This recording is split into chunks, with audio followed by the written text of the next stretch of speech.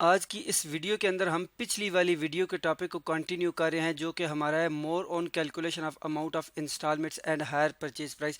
इससे पिछली वीडियो के अंदर हमने देखा कि जब हमने इंस्टॉलमेंट्स कैलकुलेट करनी हो और वो इक्वल इंस्टॉलमेंट्स कैलकुलेट करनी हो तो हमने एन्युटी फार्मूला लगाकर इक्वल इंस्टॉलमेंट्स कैलकुलेट करना सीख ली। इस वीडियो के अंदर हम देखेंगे कि हमने इंस्टॉलमेंट्स ही कैलकुलेट करनी है, लेकिन वो इक्वल नहीं है और हम उसको ब्रेकअप टेबल की मदद से उनको हम कैलकुलेट कर रहे होंगे। तो आज की इस वीडियो के अंदर हम जो है वो सीखेंगे कि हमने किस तरह इंस्टॉलमेंट्स को कैलकुलेट करना है ब्रेकअप टेबल की मदद से। तो अब हम एक एग्जांपल देखते हैं। एग्जांपल को हम देखें तो हमारे पास कैश प्राइस जो है वो 20,000 है, यानी किस्तों के ऊपर चीज़ ना परचेज करो तो वो 20,000 में मिल सकती है। इसमें से सबसे पहले हम 8,000 रुपये की एडवांस अमाउंट यानी इनिशियल डिपॉजिट, जिसको हमने यहाँ पर लिखा है डाउन पेमेंट, वो हम पे कर देंगे।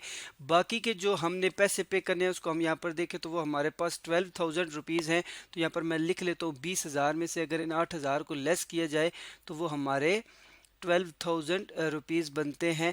तो अब इनको पे करने के लिए यहाँ पर हमने लिखा है कि 3 इंस्टॉलमेंट्स ऑफ रुपीज़ 4,000 ईच पे की जाएंगी एक्सक्लूडिंग इंटरेस्ट। अब ये 4,000 किस तरह कैलकुलेट हुआ है, इसी 12,000 को मैं अगर डिवाइड कर दूँ 3 के साथ तो ये 4,000 रुपीज़ आ जाएंगे। तो यहाँ पर अगर 4,000 रुपीज़ की 3 इंस्टॉलमेंट्स पे कर दी जाए तो ये 12,000 रुपये कंप्लीट हो जाएगा। लेकिन यहाँ पर इंस्टॉलमेंट के साथ लिखा हुआ है कि ये कौन सी इंस्टॉलमेंट है, एक्सक्लूडिंग इंटरेस्ट, यानी इसके अंदर इंटरेस्ट का फैक्टर शामिल नहीं है। क्यों इंटरेस्ट का फैक्टर शामिल नहीं है? क्योंकि अभी तक हमने ये कैश प्राइस ही में से 8,000 लेस करके 12,000 लिए हैं, तो ये कैश प्राइस के अंदर इंटरेस्ट शामिल नहीं होता।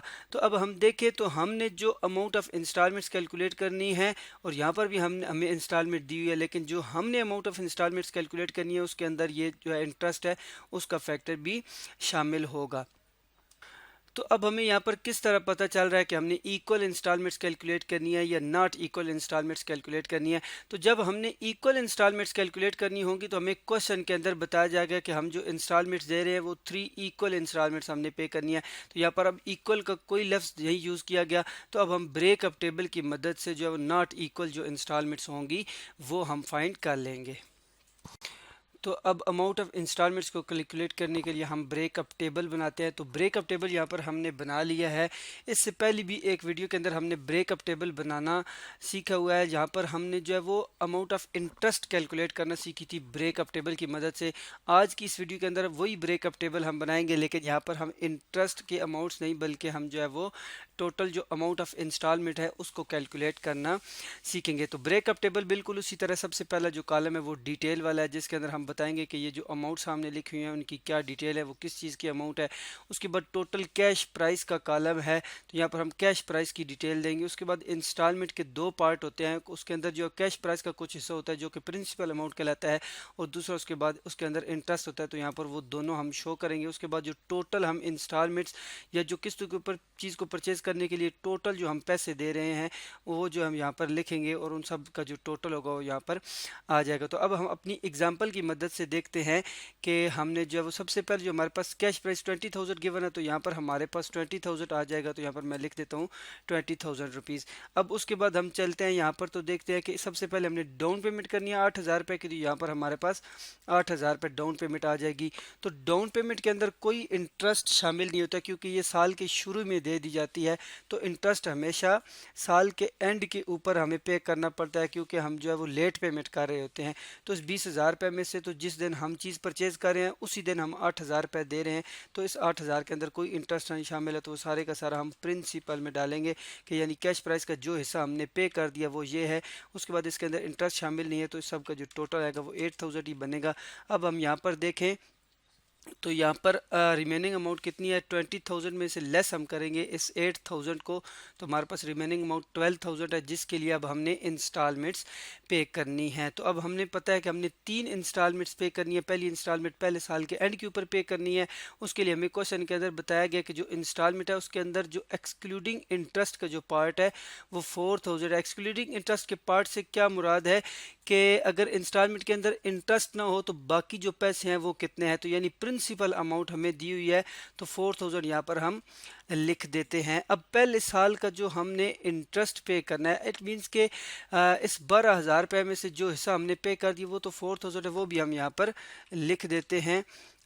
अब रिमेनिंग जो कैश प्राइस रहेगी वो भी हम यहाँ पर कैलकुलेट कर सकते हैं। इस 12,000 में से लेस कर देंगे इस 4,000 को, तो हमारे पास 8,000 बच जाएगा। लेकिन जो पहले साल के एंड के ऊपर हमने जो टोटल इंस्टॉलमेंट कैलकुलेट करनी है वो जो है वो उसके अंदर इंटरेस्ट भी शामिल होगा। तो यहाँ पर अब हमें इंटरेस्ट कैलकुलेट करना है। इंटरेस्ट रेट हमें 12% PA का मतलब है पर एनम, पूरे साल का इंटरेस्ट रेट हमें 12% गिवन है। तो यहाँ पर अब हम साल के शुरू में देखेंगे कि हमने कितना आउटस्टैंडिंग बैलेंस था, उसके ऊपर हम इंटरेस्ट कैलकुलेट करेंगे। तो यहाँ पर हम 12,000 मल्टीप्लाई बाय 12 डिवाइडेड बाय 100 यानी 12% यहाँ पर इसका लिया, तो ये आ गया 1,440 रुपीज़। तो अब इसका हम टोटल कर लेते हैं। तो इसका अगर टोटल करें तो इसके अंदर इसको 4,000 प्लस उसके अंदर इंटरेस्ट शामिल कर, तो टोटल जो पहली इंस्टॉलमेंट हम पे करेंगे वो 5,440 रुपीज़ की होगी। उसके बाद फिर हम जो सेकंड इंस्टॉलमेंट पे करेंगे उसके अंदर भी बिल्कुल उसी तरह 4,000 रुपये यानी 4,000 रुपीज़ जो वो शामिल होंगे। प्रिंसिपल अमाउंट जो होगी, प्रिंसिपल जो पार्ट होगा वो 4,000 ही है। तो इसी तरह हमने कैश प्राइस का जो प्रिंसिपल पार्ट पे कर दिया वो 4,000 है। तो अब रिमेनिंग अमाउंट जो सेकेंड ईयर के एंड के ऊपर होगी वो कितनी है जी, 4,000। अब सेकेंड ईयर का अगर इंटरेस्ट कैलकुलेट करना है तो बिल्कुल उसी तरह हम जो सेकेंड ईयर के स्टार्ट के ऊपर 8,000 है, इसी का हमने क्या लेना है जी 12%। तो 12 डिवाइडेड बाय 100 करेंगे। ये O11 आ रहा है यानी कि ये जो हमारा सेल है ये इस O जो है वो 11 है। तो यहाँ पर मींस कि यहाँ पर इसकी जगह मैं यहाँ पे 8,000 रुपये ही लिख देते हैं हम। यहाँ पर मींस के 8,000 रुपये के ऊपर ही हम 12% ले रहे तो 960 आ गया। तो यहाँ पर हम इन दोनों का टोटल कर लेते हैं। तो जो हम सेकंड इंस्टॉलमेंट पे करेंगे वो हमारी 4,960 रुपीज़ की होगी। थर्ड इंस्टॉलमेंट के अंदर फिर उसी तरह हमारा 4,000 जो है वो प्रिंसिपल पार्ट है यानी कैश प्राइस का कुछ हिस्सा हम पे कर रहे हैं। तो कैश प्राइस का हम कितना हिस्सा पे करना था, 4,000, अच्छा 4,000 ही रहता था, तो 4,000 ही हम थर्ड इंस्टॉलमेंट के अंदर पे कर देंगे। तो अब हम थर्ड ईयर के एंड के ऊपर बैलेंस अगर निकालें तो ये हमारे पास नील हो जाएगा। अब थर्ड ईयर के एंड के ऊपर बैलेंस नील हो जाएगा। अब थर्ड ईयर के जो हमारा इंटरेस्ट है वो हम थर्ड ईयर के स्टार्ट के ऊपर 4,000 आउटस्टैंडिंग बैलेंस था, तो उसके ऊपर ही हम जो है वो 12% लेंगे। तो 4,000 मल्टीप्लाई बाय 12 डिवाइडेड बाय 100 करेंगे 12% लेने के लिए, तो ये 480 रुपीज़ आ जाएंगे। अब इन दोनों का अगर हम टोटल कर दें तो वो 4,480 आ गया यानी 4,480। इस कॉलम का अगर टोटल करें तो वो 20,000 बनता है, और इस कॉलम का अगर इंटरेस्ट वाले का कॉलम टोटल करें 2,880 रुपीज़ बनते हैं। इसी तरह 22,880 रुपीज़ इस कॉलम का बनता है। तो यहाँ पर हम इस ब्रेकअप टेबल से हम यहाँ पर देख सकते हैं कि जो 3 सालों का इंटरेस्ट है वो भी हमने फाइंड कर लिया। अब हमने जो है वो ये जो टोटल हायर परचेज प्राइस है यानी किस्तों के ऊपर चीज़ को परचेज करने के लिए हमें कितने पैसे देने पड़े वो 22,880। अगर हम इसको किस्तों के ऊपर ना खरीदते तो वो हमें कितने में मिल सकती थी, 20,000 रुपीज़ के अंदर। तो जो हमारे क्वेश्चन की रिक्वायरमेंट थी वो इंस्टॉलमेंट्स को कैलकुलेट करना था। तो सबसे पहली इंस्टॉलमेंट जो हम पे करेंगे वो 5,440 की, सेकंड इंस्टॉलमेंट 4,960 रुपीज़ की, और थर्ड इंस्टॉलमेंट 4,480 रुपीज़ की हम जो है वो पे करेंगे। तो ब्रेकअप टेबल की मदद से हमने देखा कि हमने किस तरह ये इंस्टॉलमेंट्स कैलकुलेट की, और यहाँ पर हम देख रहे हैं हर इंस्टॉलमेंट की अमाउंट दूसरी इंस्टॉलमेंट से डिफरेंट है।